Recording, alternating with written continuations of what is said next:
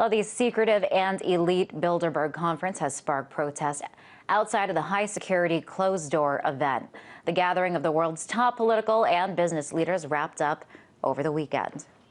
Who's the one to blame when your dollar's worth a quarter? Bankers, politicians, and the new world order! All kinds of groups protested outside of the Marriott in Chantilly, Virginia, where the leaders were meeting. It's believed that critical foreign policy decisions are made with the public being left in the dark. And the secrecy surrounding the event has bred all kinds of theories as to what exactly goes on, with some believing attendees are conspiring to build a one-world government. Our RT correspondent Abby Martin was in Chantilly, Virginia to cover the event and joins us now to tell us all about it. Abby, nice to have you here in the studio. So this event has been happening for decades, since the 1950s. This year in Chantilly, Virginia. What makes this year's event different from the ones in the past?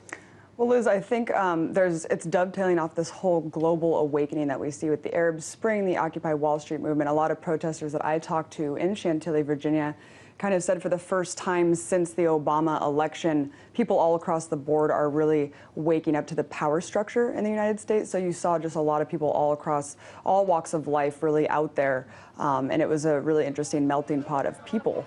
And I think as opposed to 4 years ago when I was also there at Bilderberg kind of covering what was going on, we saw just a massive, thousands of people over the course of the 4-day were there coming in and out. So it was a much larger presence as compared to previous years. Okay, and yeah, it's kind of been the year of the protests. So you say, Occupy Wall Street and all these different protests has kind of made it more pronounced this year as opposed to other years. Right.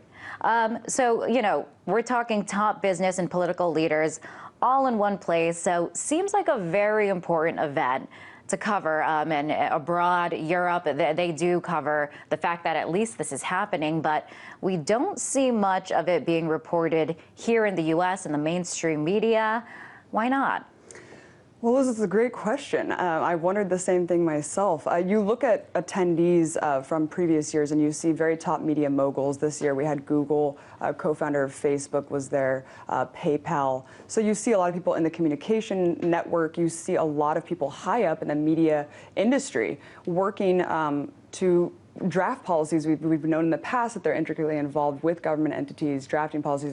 GE owns MSNBC. So you look at just kind of the echelon of who owns these media top-down corporate entities, and they're kind of intricately involved in these government policies. The reason why the mainstream media doesn't cover it is just that. You could say that they're complicit in whatever is going on in there. That's a lot of what the protesters were saying. The problem is that when the mainstream media does report on it, they hadn't in previous years, but this year you saw it kind of eking into the headlines, and they just kind of used the pejorative term of conspiracy theory and dismissing all the protesters that were there as conspiracy theorists, which is really just a lazy way to kind of just shut down the dialogue when really there is something going on. The Guardian, Charlie Skelton was covering it very comprehensively and giving it very fair coverage and reporting on it. So it is interesting that foreign outlets have been covering it and say, this is an important event when 140 plus of the top elites of the world in banking, finance, oil, media meet behind closed doors. The fact that it's not really mentioned or explored in the U.S. corporate media is very interesting. That is interesting. Let's talk. I know you were there all weekend. What kind of groups were there? I know you mentioned Occupy. I know that there were a variety of different groups. Who exactly was there, and what was the message that they were trying to get out? Liz, I think the message was just no more secrecy. They were really just fighting the secrecy, what they called, some people were saying it was a conspiracy. Some people were saying that it's just when people meet together, these power brokers, they're just colluding to perpetuate their own power. And I think a lot of people were there just protesting, why is this happening behind closed doors? A lot of people were also protesting a violation of law, which they're saying actually foreign diplomats cannot meet with U.S. officials behind closed doors without congressional oversight. So there were a whole different mix of people. You saw people talking about debt as being slavery. You saw people talking about false flags. You saw people talking about the policies that came out, what they speculate came out of previous years at the Bilderberg, global governance. And when you look at the attendees, a lot of them have written their thesis on, perpetuating a globalist system. So it's really not, when you call it a conspiracy theory, there's always kind of some truth behind where conspiracy theories arise from. And a lot of people were very grounded and very intelligent about what they were there for. Mm-hmm. I mean, secrecy, it makes you wonder, why is it such a big secret that they need to make it completely cut off from all media, from the public? And because of that, it is hard to know what does go on inside. Is there any indication of what did go down and who the participants were this year? Well, yes, there is a list of attendees for the first time.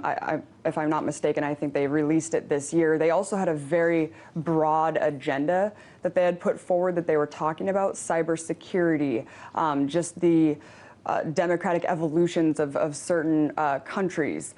Very broad agendas, so not very specific, not really getting into what exactly was talked about. Someone that I did speak to, though, that went into the Marriott before it started, said that they saw about 140 desks all in a circle with their own individual microphones. So it really did sound like a UN meeting, very official.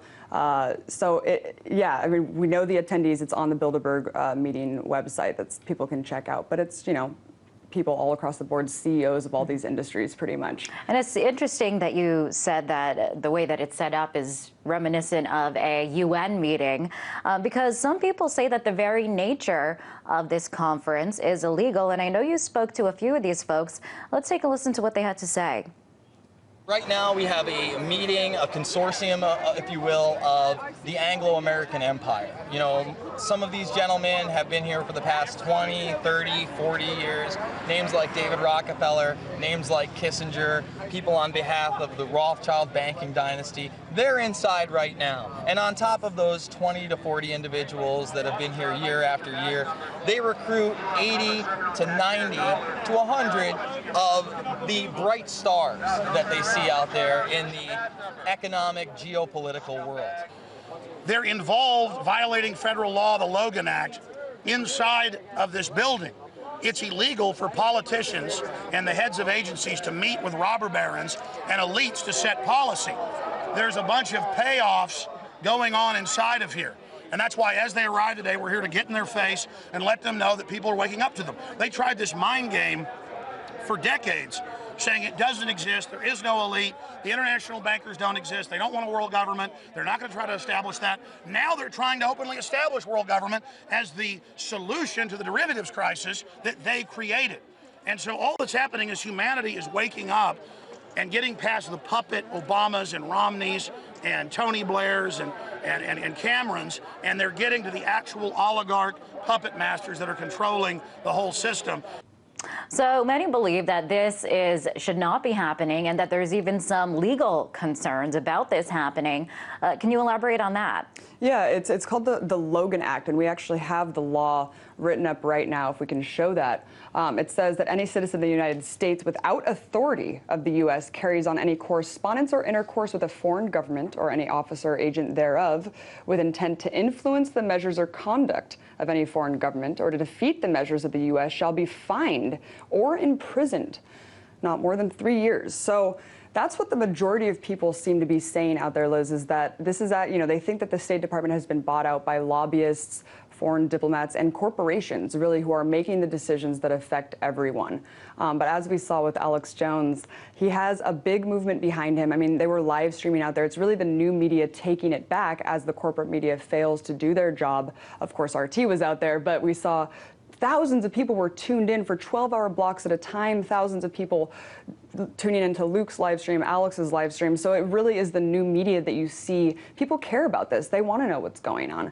And it was really amazing to see how many people were really tuned in for so long to see this going on. Very interesting to see who was there and who wasn't there. Abby, thank you so much for being there and keeping us informed as to what was going on. That was RT correspondent Abby Martin. Thanks for having me.